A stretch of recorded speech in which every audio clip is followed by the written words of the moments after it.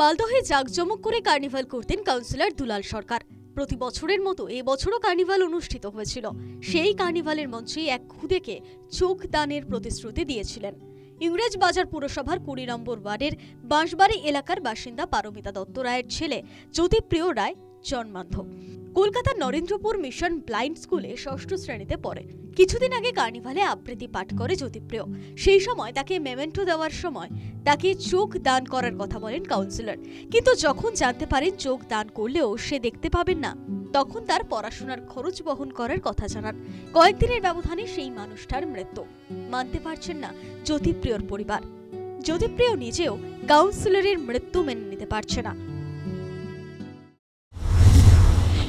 আমি আবৃত্তি করার পর নমস্কার জানিয়ে উনি আমাকে যখন মেমেন্টো দেওয়া হলো, উনি আমাকে ঘাড় জুড়ে বললেন যে বাবা, আমি তোমার চোখ দান করতে চাই, এবার আমি তোমার চোখ ডোনেট করতে চাই, আমি কদিন না বাঁচবো। ওই কথাটা আমার ভাল লাগেনি, মানে ওটা আমি অত গুরুত্বই দিইনি। তারপরে যে এই ঘটনাটা ঘটে গেল ওটা আমি নিতে পারিনি। তো বলছে তোমার মানে আমার মাকে বলছে আপনার ছেলে, মানে আপনি আমার বোন আর ও আমার ভাগনা।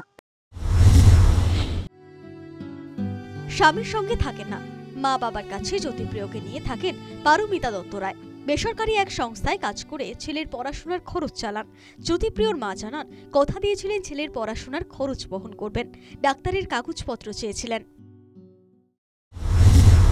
আমাদের অফিসের লোককে পাঠিয়েছিলেন যে ওরা সব মানে ডাক্তারি কাগজপত্রগুলো আমাকে দিতে।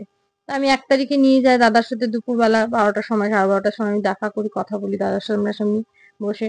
বললে আমি তো ফর্মও নিয়ে এসেছি, আমি চোখ দুটো ডোনেট করবো। তখন দাদা আমার ছেলে তো দৃষ্টিশক্তি জন্মগত, ওর চোখের কর্নিয়াটাই আমার ছেলে তৈরি হয়নি, আপনি চোখ দিলেও আমার ছেলে চোখে দেখতে পাবে না। তখন বললো এই মানে উনি শুনে আরো হার্ড হয়ে গেলেন যে এত আমি চেষ্টা করেও আমি কিছু করতে পারবো না। তো ওর যাবতীয় যা জিনিসপত্র, মানে পড়াশোনার খরচ বলে আদার্স কোনো কিছু, যা যা লাগে আপনার ছেলে কোনো কিছু যে আবৃত্তি শেখে, তার যে সাউন্ড সিস্টেম বক্স বা কিছু, আপনি আমাকে বলবেন, আমি আজকে থেকে ছেলের দায়িত্ব নিলাম, সমস্ত কিছু আমি বহন করবো। কারা কি কারণে তাকে খুন করলেন তার তদন্ত শুরু করেছে পুলিশ। কাউন্সিলরের স্ত্রী জানিয়েছে, পরিকল্পনা করেই খুন। পুলিশ দোষীকে গ্রেফতার করুক। দোষীদের শাস্তি চাইছেন জ্যোতিপ্রিয়র পরিবারও। News time.